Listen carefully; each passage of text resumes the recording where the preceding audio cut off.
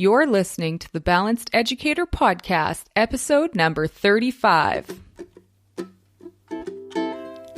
Welcome to the Balanced Educator. We're your hosts, Kaylee and Josiane from EduCalm. Our intention is to equip and empower you to feel more calm, balanced, and joyful in all aspects of your life.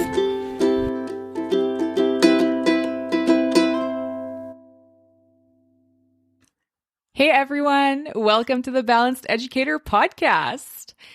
Welcome to old, new, and binge listeners. We're so excited you're here, and we're so excited to connect with you every Monday when our new episodes come out.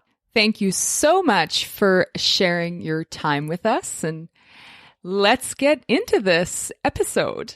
So this week, Kaylee is interviewing Sam Squire on preparing kids for jobs that don't exist yet. So I'm actually only here to do the intro and the outro. And before we get started, just a little information on Sam Squire. Sam is a yoga teacher and meditation guide currently living in Vancouver, BC. After high school, she went right into pre-pharmacy at the University of Winnipeg, only to discover a more traditional education was not for her. So she jetted off to Greece and did a yoga teacher training instead. Eventually, she came back and did some more soul searching at university and then landed on the Creative Communications program at Red River College. She graduated with a diploma in public relations and communications management. Sam is a creative entrepreneur who wears many different hats.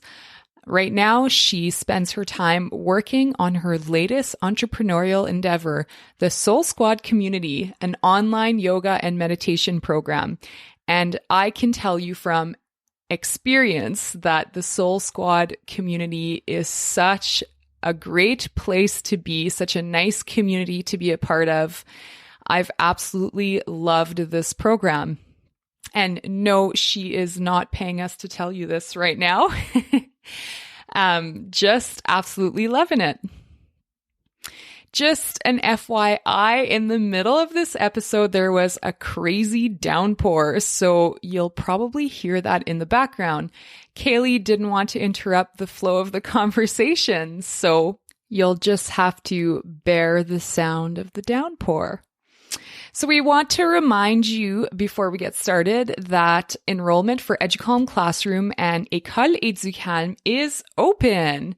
EduCalm Classroom is our ready-to-use mindfulness program that gives you a full year of mindfulness practices and curriculum so that you can learn and practice mindfulness daily with your students.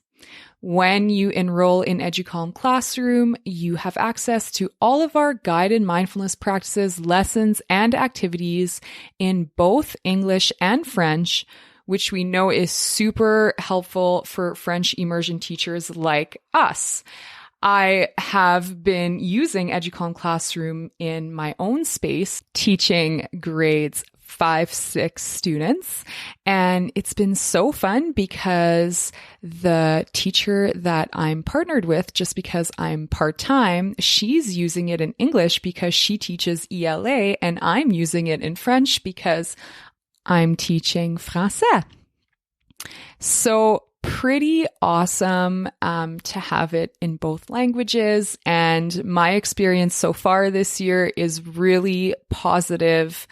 The kids are getting right into it. I think that they are already starting to recognize that this is a nice, calm 5 minutes, a nice way to start the day, to make it a good one, to become the best versions of ourselves that we can all be, both the students and me, the teacher. So when you enroll to EduCalm Classroom before October 12th, you'll be entered to win in our EduCalm Teacher Prize Pack, which we're so pumped about. It includes a full scholarship to our EduCalm teacher course that we will be teaching in January again. It was a huge success in August, so we're looking forward to it. You will have the chance to win some delicious coffee from Jacked Up Jill, some handmade soap from Clay Soap, a handmade rope tray to help you keep your desk organized from Little Love Home, and eye pillows for you and your littles to use during your mindfulness practice from Little Yogis. These prizes are all made from local Manitoban makers that we absolutely love. And best part is that Jacked Up Jill and Little Yogis are actually owned by teachers. So fun. So this giveaway goes until October 12th, but enrollment continues until October 31st. That's when it closes. You can enroll at www.educalm.com/classroom. EduCalm is spelled EduCalme. And if you're wondering if EduCalm Classroom is right for you, you can go to podcast.educalm.com and you'll find a blog post there called What is EduCalm Classroom and Is It Right for Me? And that should be really helpful for you to kind of see some of the frequently asked questions and just gain a better understanding of EduCalm Classroom, the what, why, how, etc. So if EduCalm Classroom feels like a fit for you, we're so excited to welcome you into our EduCalm Classroom community. We've welcomed quite a few new members lately, and it's just so exciting, and we're so grateful, and we are so happy to see so many teachers just want to make their classrooms a safe, calm space to learn and to grow and to expand. It's beautiful.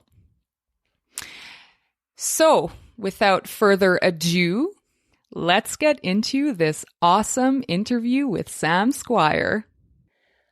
Hello there, Sam. Welcome to the Balanced Educator Podcast. We're so excited to have you here. Thank you so much for having me. I'm excited to be here. Sam, you are such an inspiration to Josiane and I, and we're so excited to have you on the show. Can you tell our audience a little bit about yourself? Yes. Well, I'm Sam Squire. I'm originally from Winnipeg. I recently moved to Vancouver, BC, and also recently launched my own online yoga and meditation business. So awesome. So I'd love to know what brought you to where you are today. What brought me to where I am today?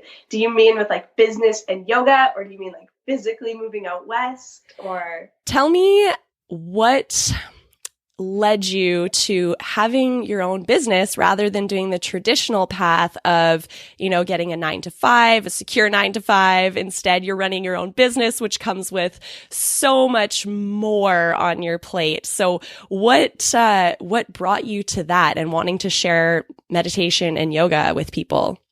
Yeah, honestly, for so many years, it was just exactly what I was meant to do. And I feel like I almost fought it and tried to find that 9-to-5 job and thought for so long that that's what I was meant to do, and was in and out of university, and then found a program that really resonated with me, and I graduated with public relations and communications management, which I don't regret at all, and it's helped me get to where I am today for sure. But yeah, I just kind of finally surrendered and just gave in and realized that this is exactly what I'm meant to do. And I've always known it for so long, but just almost didn't really accept it. I kind of had one foot in, one foot out, and it was just time to give it a real shot and believe in myself and just go for it. That sounds so great. So how did you start on your yoga journey? So I started yoga when I was 16. It was hot yoga at the time. I feel like it was kind of trendy at the time. Everyone was doing it. Everyone was trying it. And I was like, yeah, sure, I'll go to yoga. And I ended up falling in love with it. And I was an athlete and I was very active, and I fell in love with the physical yoga practice first. and would stay at studios and do 2 90-minute classes back to back just because I loved to be there. And just over a couple of years, I realized all the other benefits that yoga had to offer. As an athlete, it really helped me with my recovery time, which I loved. And then when I was little, I used to be a gymnast. So yoga kind of helped me find that flexibility and strength again. So I really loved that aspect of it as well. And then I started to realize all these other incredible benefits, I was sleeping better. I had more clarity, more creativity, and just a true sense of like happiness and joy. And yeah, I realized that yoga just goes far beyond the physical aspect and all these mental benefits as well. And after taking classes, I remember being in a yoga class one day, just thinking to myself, I can teach this. Like, I'm supposed to teach this. I'm supposed to do this. And then stars aligned, and I found a training that looked appealing. It was in Greece, which also made it pretty appealing. So when I was 19, I took off to go do that. And I treated it as a passion and a hobby for a really long time and never really thought of pursuing it as a career. I just did it because I loved it and wanted to start sharing it with other people. And then, that kind of brought me to where I am now. So you loved practicing yoga. You saw that it was making a difference in your life. And so you felt called to do this teacher training, which could have been at 19 years old. You could have been thinking, okay, this can be my career. What do you think it was that made you think, oh, this will just be a hobby. This isn't going to be my career? Because I think I started doing yoga like any other activity. I wasn't doing activities for other people. I was doing them for myself. And so that's how it started with yoga and meditation. I was doing these things for myself and then fell in love with them and saw how transformational they really were. And like many things that I get really drawn to and attracted to, the minute I start to benefit from them and they start to help me, it's just so natural to share them with other people, because you want other people to so badly experience what you're experiencing. And so, I think that's why I didn't really think of it as a career at first, because I started these things for myself. And then just it felt so natural to want to share them with other people when I started to reap the benefits of them. That's amazing. And I think that's that teachers are going to totally be able to relate to that, because all of us, it's like whenever teachers, we learn something new and cool, we just cannot wait to teach it, to share it with other people. And so you are a true teacher, Sam. You've got that in you. And it's clear in your yoga and meditation teachings as well. You're a skilled teacher. So thank you for sharing that with the world. Aw, thank you.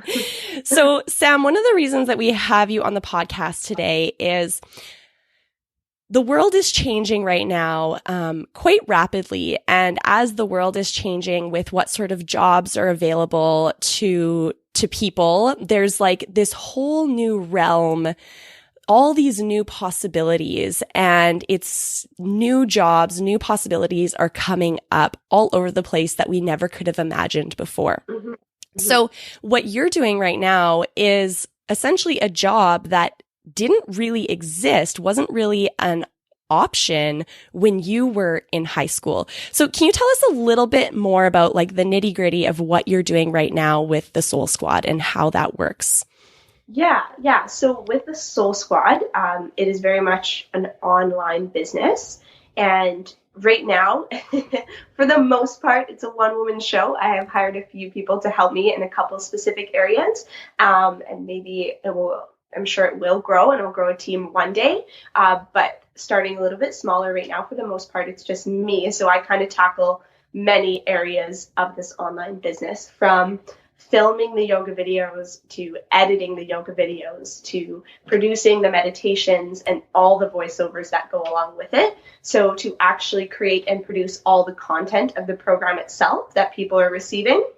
And on top of that, all of the marketing. So the business and marketing to actually get my products and services seen and in the public, so that people to raise awareness for what they are and how they can help people. So for people who are interested, can access them. And also the communications as well. So yeah, communications is tied into the marketing aspect to raise awareness and educate people on what the Soul Squad actually is, but also the communications within the program and the people who are receiving the program as well. They are kind of like my clients, whether that is communication through social media or emails, responding to people one-on-one, but also the communications that go out to the audience, to everyone who's in the Soul Squad. So there's a lot of behind the scenes communications on the marketing side, but also just with clients as well. So lots of different hats to wear, lots of different things to learn. Now, what I'd love to know is, did you learn these specific skills that you needed to create the Soul Squad and run the Soul Squad? Did you learn these specific skills in your education in school?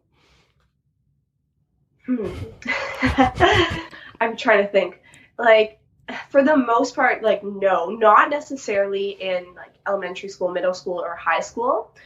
In my post-secondary education, creative communications, I did learn a lot in terms of communications or digital marketing or social media, and, you know, how to build a website and things like that. I did learn in my post-secondary education, but even while I was in that program was not necessarily designed to prepare me for and send me off into entrepreneurship.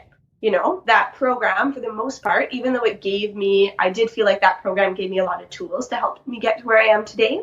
But for the most part, that program is geared even more specifically towards people living in Manitoba. It's very it's a great program provincially and not as well recognized across Canada. It still is, but for the most part. And it does prepare students for those more 9-to-5 type jobs in public relations, advertising, or journalism. I know journalism isn't necessarily 9-to-5, but the program does prepare students in that field more so. It's not a program designed for entrepreneurs, right? Yeah. But the program itself gave me the tools. But when it came to high school, I feel like I graduated in 2012. So I grew up, for the most part, without social media. It just kind of came in right at the end there. So to say that teachers didn't prepare me, I don't feel that way at all, to be honest. And I don't think that because, you know, we're all like, what are all these new apps and all this new information, and how do we use it, right? So I can't expect someone else to already be a step ahead there and be able to educate me on it. So I don't feel like I got that from high school as much. No. So basically, this job that you're doing right now didn't exist before. So it was impossible for your teachers to truly prepare you for the world that you're living and thriving in today, and this work that you're sharing with the world using your unique set of skills and talents.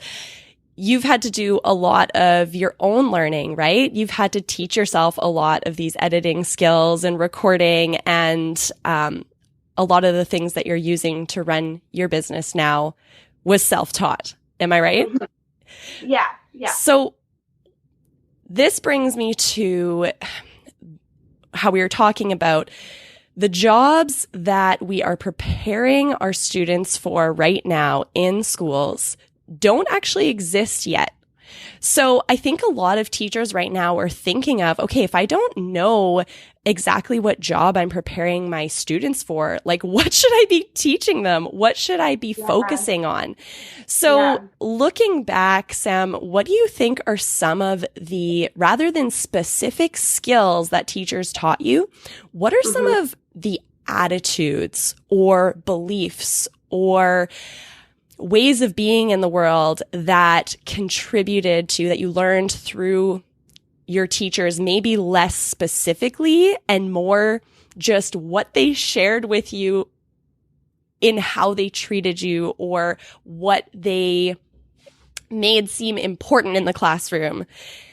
How did that contribute to your ability now to learn on your own and adapt for the job that you're doing now that didn't exist before? You know, it's really interesting because when you talk about that in terms of attitudes and beliefs and just kind of coming back to these fundamental qualities, I call them, that helped me get to where I am, or to help me on the path that I'm on. It's interesting because I do feel like, more so than school, that yoga and meditation actually brought on these attitudes and beliefs.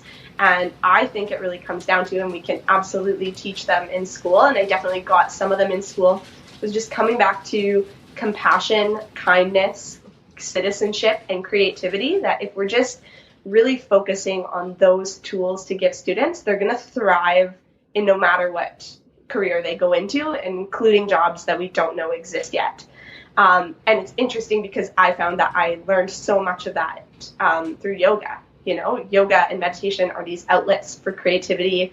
You learn compassion, empathy, and all of these amazing, amazing things. So it's like, that's why I think EDUCOM is so incredible, because we need more yoga and meditation in schools, you know?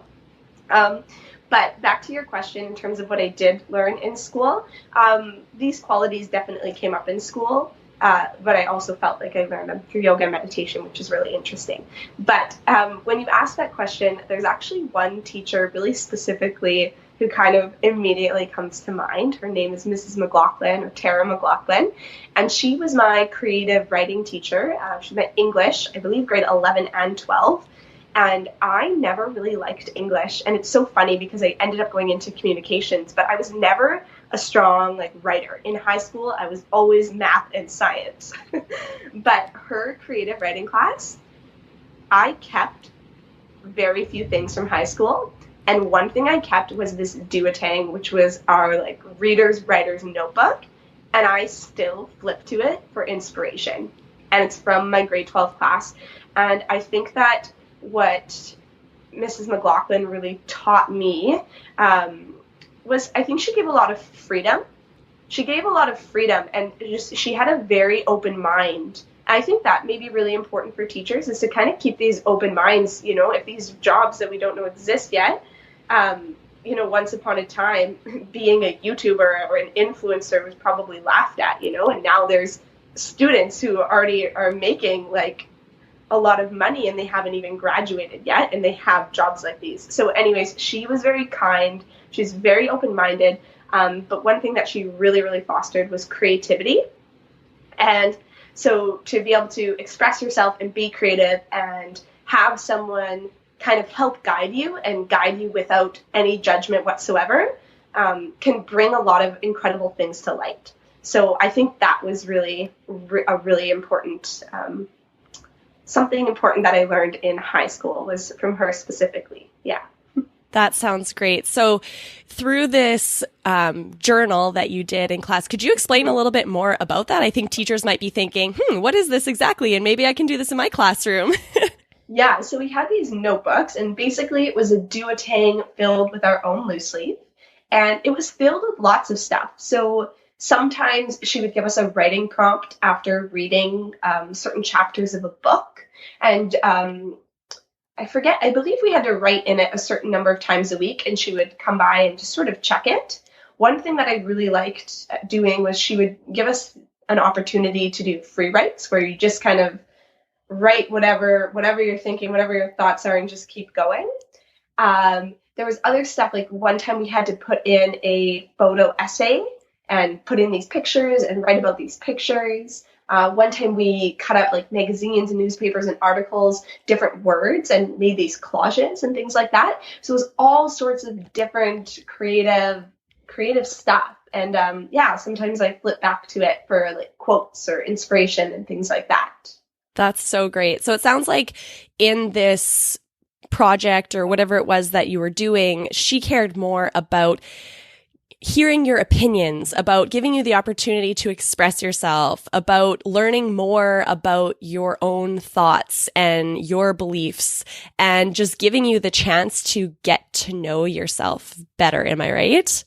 Yeah, absolutely. That's amazing. It wasn't about getting the right answer to a certain question. It was a lot more free than that. And I really like that. That's so great. And I think that one thing that is coming up more and more in education is this question around, are we asking our our students to give us specific right or wrong answers these days, because we can find the answers to any of our questions by simply doing a quick Google search. So, I think for a lot of us teachers, we're starting to think of how can we stop asking our students to just regurgitate information that's already out there and in most of their pockets.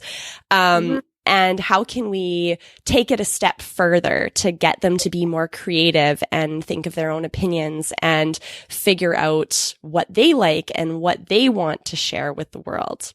Yeah. So that sounds like it really helped to foster that in you, and especially that you still go back to it now. That's so awesome.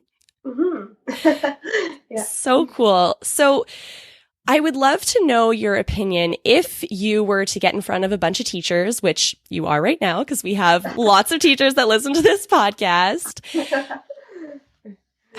What advice would you give them for how they can support their students to be able to thrive in a future that is currently unknown? Yeah. It's a big question. Well, a couple of things that I want to say about that. And one of the main things is I think that how teachers are going to best support students is if they truly start to focus on the fundamental qualities like compassion, kindness, citizenship, creativity, communication. And I think that is going to help students a lot more, and it's going to help them navigate this ever-changing society and digital world with open hearts and open minds so that they can find their path, That is so great. So lots of ways I'm sure lots of teachers are just kind of, the gears are turning in their mind right now going, okay, how can I do that with my students? How can I foster these ideas? And you said in this digital world, this is a digital world. And so a lot of teachers think, okay, how do I specifically use technology in my classroom? What is the best way to use technology in my classroom? Would you suggest that teachers specifically teach their students how to use the apps and platforms that exist right now? No, I don't think that teachers should do that. I think that, like I mentioned, it's just this ever-changing society and digital world. The minute you learn one platform, 7 more are going to pop up. And I totally understand and respect that not every teacher is inspired to learn all these new apps and stuff. I'm not either. And so teachers already have like a lot on their plates and a lot that's expected of them already. And if all of a sudden they're expected to learn these new apps and platforms as they pop up and expected to communicate and educate their students on them, I just can't imagine that going well or being successful. And as a teacher, I imagine it would be really hard to share and educate students on an app that you don't necessarily really care about or understand, right? And like I mentioned, the minute you learn one, even if you try your best, you're inspired to, or you force yourself to learn one, 7 more are going to just keep popping up. It's impossible to keep up with. So if we waste our time teaching students about these apps and platforms, the pros and cons, the benefits, and how jobs can come from these apps. I think that if we're to focus on those fundamental qualities, you're going to help set your students up for whatever platforms are out there so that they can eventually find what works for them, what their career path might look like. And if we focus on, like you mentioned earlier, like attitudes, beliefs, and just prepare students, even from a communication standpoint. Emails didn't exist so long ago, right? And if we're just teaching students how to properly communicate, whether it's face-to-face, emails, memos, and all of that, I think communication would be a really big one. You're going to set your students up for success no matter where they take their career, what apps they choose to use, if they want to blog, if they want to do journalism, all of those things. I think communication plays a huge role in all of them. And I think that is going to help students thrive rather than teaching them all the technical things about different platforms, because it's always going to be changing and it can literally change overnight. And Even with no idea when it's going to happen. So. Yeah, even within the platform itself, lots of people use Instagram for business, and it is changing weekly. So even someone that is doing a lot of their marketing on Instagram and connecting with their community on Instagram, for example, or Facebook, for example, even that one platform is constantly changing. So exactly. So it takes us again, it reminds us as teachers that it's not necessarily about the specific skills. It's not necessarily about the specific learning outcomes. It's about how to get them there. It's about how to set them up for knowing themselves, knowing what message they want to share with the world, figuring out what gifts and talents they have to share with the world, and then learning how they can communicate that, how they can share that, how they can be of service to the world and make this world a better place, no matter what that future looks like. Yeah. Exactly.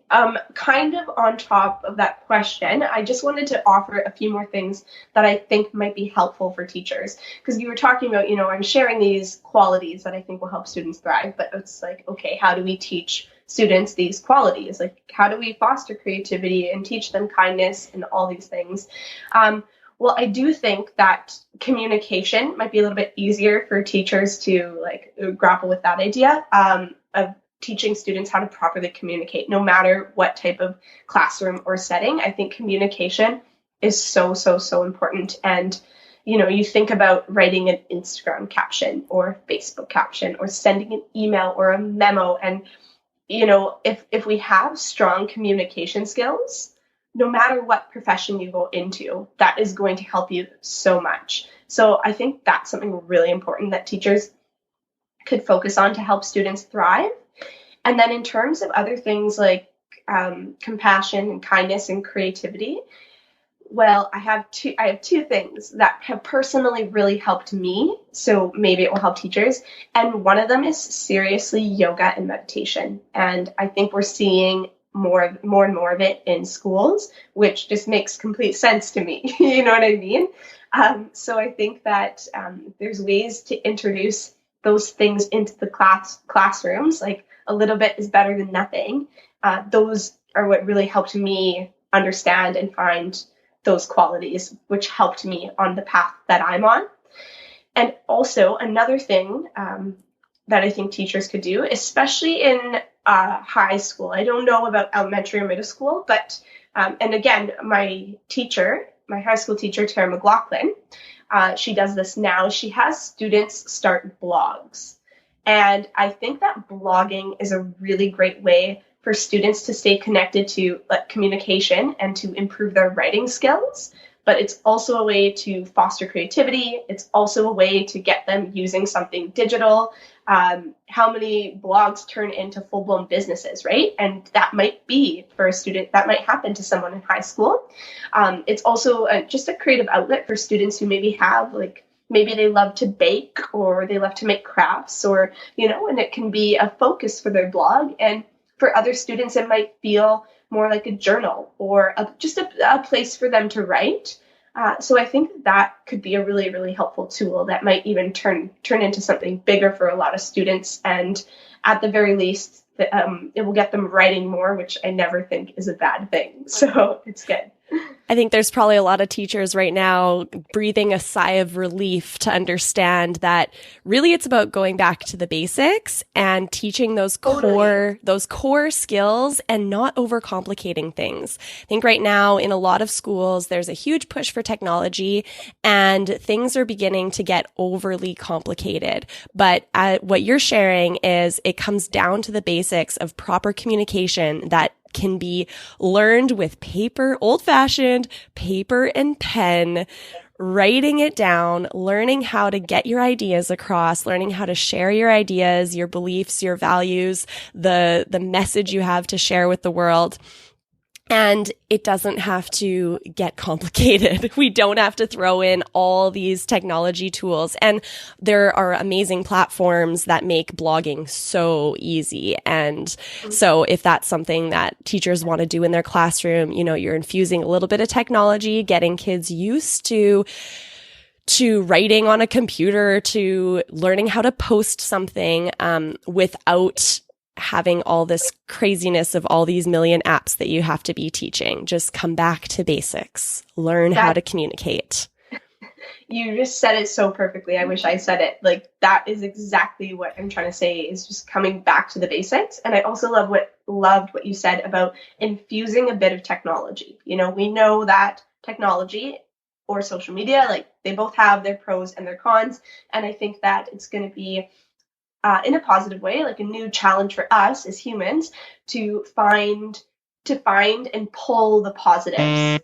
To find and pull the positives and learn how these tools are going to help us and not hurt us, and focus on those parts of them and ignore them. Yeah.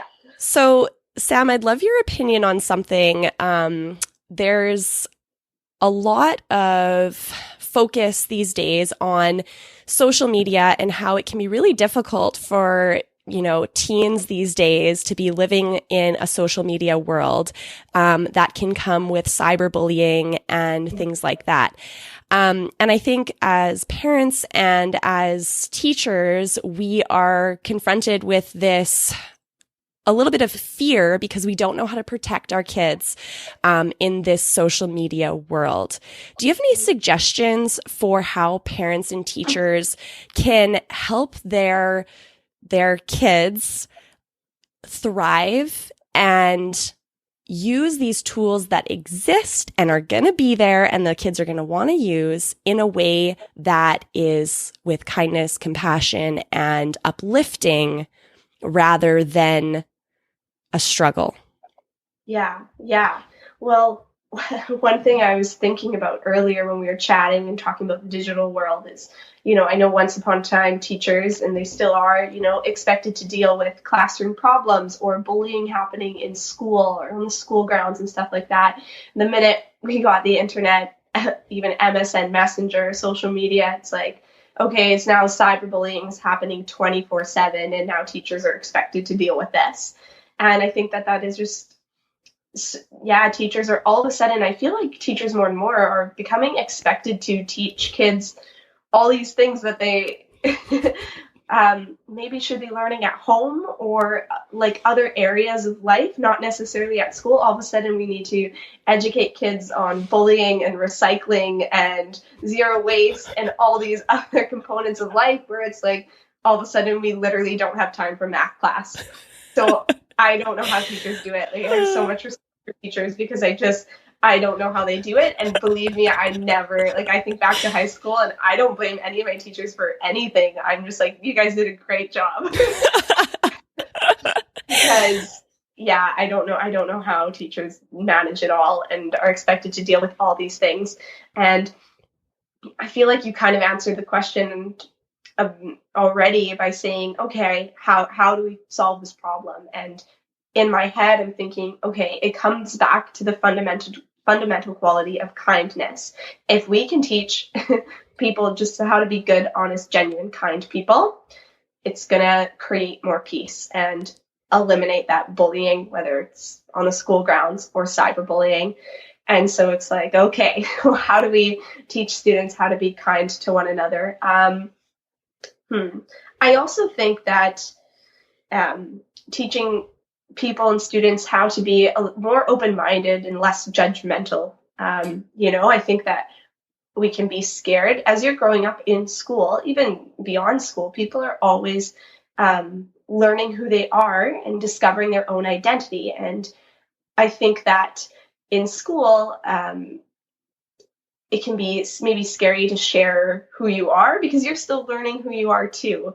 And if we can just support one another throughout our journey and throughout that process, it might make it a little bit easier. So the minute you add the element of Facebook or Instagram, it's all of a sudden like, okay, everyone in the world can kind of know who you are, follow you on this journey or this process of who you're becoming. And it's also this own internal thing going on of like, who am I, right? And who am I? And you're posting this stuff. So yeah, it doesn't make it any easier being in the spotlight and having other people watch you on that journey as well. And I think that if there's just a way to come back to the basics and come back to kindness, be more open-minded and less judgmental and support each other on these journeys, it's going to make it a little bit easier. The one actually do have a better answer, hopefully, one recommendation. And I'm a really firm believer in leading by example. I think that is just so powerful. And yeah, so I think that teachers, you are this authority figure, you are the leader, and to lead by example is going to be really powerful. I think that it will resonate with a lot of students, and they will see that and feel that. And yeah, that's kind of my answer. Thank you very much. And yeah, I love that this just keeps coming back to going back to the basics. Maybe we get to the point, like I was actually just having this conversation with my brother who's 10 years younger than me. And we were watching a show and there was like outward bullying in high school on this show. And I was like, does that really still exist? Like, are people actually really that mean to each other? And the conversation went to, well, not in the hallways openly in school anymore, but now it's on social media. Well, okay, so once we maybe eradicate that in social media somehow, we don't know what the next step is going to be. So again, we can't necessarily prepare our students for the specifics of what the future holds. But when we come back to that communication piece, when we come back to the kindness, when we come back to the compassion, and that those fundamental skills and attitudes are what are going to support our students no matter what the future holds. So it's simple practices of, like you said, practicing what you preach, demonstrating kindness, and somehow finding ways to just infuse whatever you're doing in the classroom with a little more kindness, a little more compassion, a little more self-love, understanding ourselves so that we can then support others. Exactly. Awesome. And to be honest, I think that might be, I hope, a little bit easier for teachers to kind of, maybe they'll have this sigh of relief, like, oh, I don't need to learn every app, and I don't need to have one-on-ones with every student who's dealing with a bullying issue, but to just relax into knowing that, okay, if I focus on these fundamental qualities, which I care about myself, they'll be more inspired to share them, to teach them, and to lead by example. And then that's going to be what shows in the classroom and hopefully what students take away from them. That is so great. Thank you so much for sharing. So, Sam, I'd love to know, as we close out this conversation, I think we've given teachers a big sigh of relief, hopefully, and some ideas of how they can simplify these overwhelming tasks of technology and preparing our kids for an unknown future. Let's get simple again. And you are succeeding in building your own business. You are working in an industry that didn't exist when you were in high school. What are some of the mindsets that you have that help you to succeed? The first one I'm going to lead with was, it sounds kind of cheesy actually, but it's a mantra that has been my mantra since 2015. And it's so funny. I even have it printed on a shirt. And it is keep shining. And what that really means is to just be yourself. Like, keep being who you are. You will always inspire more people than you will offend. That was, a little bit of a struggle for me, as I, especially being in the spotlight on social media. You worry often about offending people or your content not resonating with people. And it's like, at the end of the day, it's not going to resonate with everyone no matter what. So just keep shining. Just be yourself. Remember, you'll inspire more people than you will offend. And that's all that matters. So that is one mindset that a mantra that I keep coming back to. And then these are a couple really important ones to me right now. And it is, done is better than perfect, and a little bit is better than nothing. And done is better than perfect. For example, the Soul Squad. The Soul Squad could be an incredible meditation app. It could be this beautiful interface.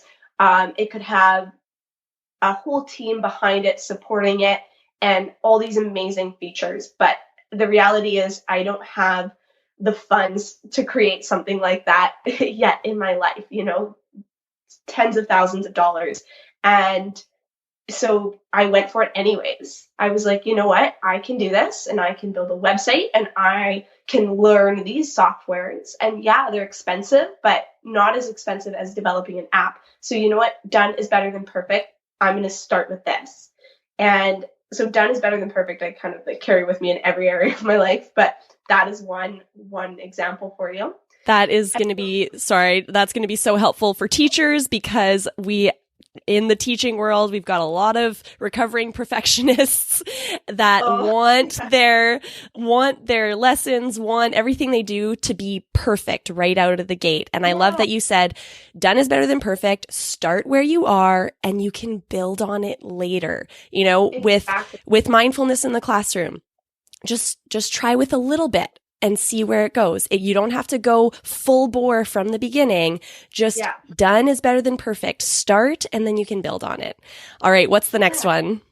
The next one is a little bit is better than nothing. So sorry, I kind of combined them, but they are separate. So done is better than perfect, but then a little bit is better than nothing. So for me, this really resonates in the area of self-care and self-development. So in terms of yoga, meditation, reading, writing, and all of that, we don't have 2 hours a day to spend on that. I don't have 2 hours to meditate and do a yoga class, but I have 5 minutes to sit down and do a meditation. I have time to do 1 or 2 yoga poses before bed.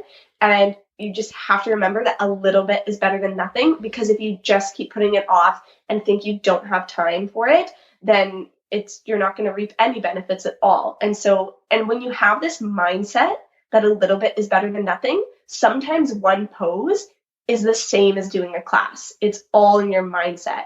So yeah, that's been an important one. And then the last couple, I won't go into detail. One I've learned recently is less is more. Yep. Simplify. I think that might actually be a really good one for teachers, because especially with my business too, I was so concerned about giving people so much value that I almost forgot that, okay, I want to best support them. And so to do that, I need to remember that sometimes less is more. And it might be easier to start them with less rather than to create, produce, and give all this stuff that all of a sudden they don't even know how to navigate. And it feels overwhelming. Exactly. So less is more. Love that. Awesome, Sam. Thank you so much. Now, last question. I would love to know if you could give high school Sam some advice. What advice would that be? The advice that I would give to high school Sam would be to relax and to just trust the process, trust the path. I was really concerned about going to university, and I was in pre-pharmacy, all math and science labs, and was just on the path that I thought society expected of me. And it made me really stressed. So if I just relaxed, trusted myself, and believed in myself a bit more, maybe I would have ended up here sooner, or with a little less stress. That is awesome. Thank you, Sam, so much for sharing your story and for giving teachers some advice on how to support our students and prepare them for a future and jobs that we don't even know exist yet. Thank you so much for sharing your time with us. Thank you so much for having me. It was awesome. And it's always a pleasure to chat with you. So thank you. How awesome was that? Such a fun topic to talk about, and really an important topic, because even us at Educalm, we couldn't even have imagined this job, this business to even exist however many years ago. Even just the whole online component, the podcasting, the technology, it's so crazy. We would have never known this was possible when we were younger. So pretty awesome thing to talk about. And make sure that you go check out Sam Squire and the Soul Squad community at www.samdsquire.com, and we'll put it in the show notes. You have to check it out though. The Soul Squad community is just so fun, and I just love the meditations and the yoga, and it's just a nice way to start my day. Now, educating kids for jobs that don't exist yet really makes me realize the importance of teaching growth mindset to students in our classrooms. And lucky enough, we have 2 modules in EduCalm Classroom dedicated to specifically growth mindset, because we need to teach our kiddos that they are capable of doing anything as long as they set their mind to it, because we don't even know what that anything is at the moment. I mean, who knows what it'll look like by the time that they're adults. So what a great value to instill in our kids as of now. So your exit ticket for today is check out EduCalm Classroom. So go to www.educalm.com/classroom. And that's EduCalm, EduCalme. And this week at EduCalm, we are very much focused on some of the behind the scenes things. We are continuing to work on our modules that we are going to put up in EduCalm Classroom, 2 of them being mindful movement and a kindness and compassion module. So that's in the works. And we are also, we've been talking to a lot of administrators just to have a better understanding of the education system. And in all of this talking with administrators, we just kind of realized that we really want to put on a live professional development workshop. And so we're working on organizing that right now. So if you are local to Manitoba, we are working towards bringing you mindfulness workshops in both languages, so English and French, in November. So more details to come. What I can tell you is that in this workshop, you won't only have the half-day workshop, but you will also leave with EduCalm Classroom. So stay tuned for more information on that. It's coming your way really soon. And if you want to be the first to know about this information, get on our mailing list. So if you go to www.educalm.com/subscribe, you can get on our mailing list and be the first to learn all of the juicy details. So thank you so much for sharing your time and your energy with us. It just makes us so happy. We're so grateful for each and every one of you. Also, thank you to all who have left us reviews. It only takes a minute of your time, but it makes a huge difference for us to grow our audience, our listenership. Thank you, thank you, thank you. Have an awesome week.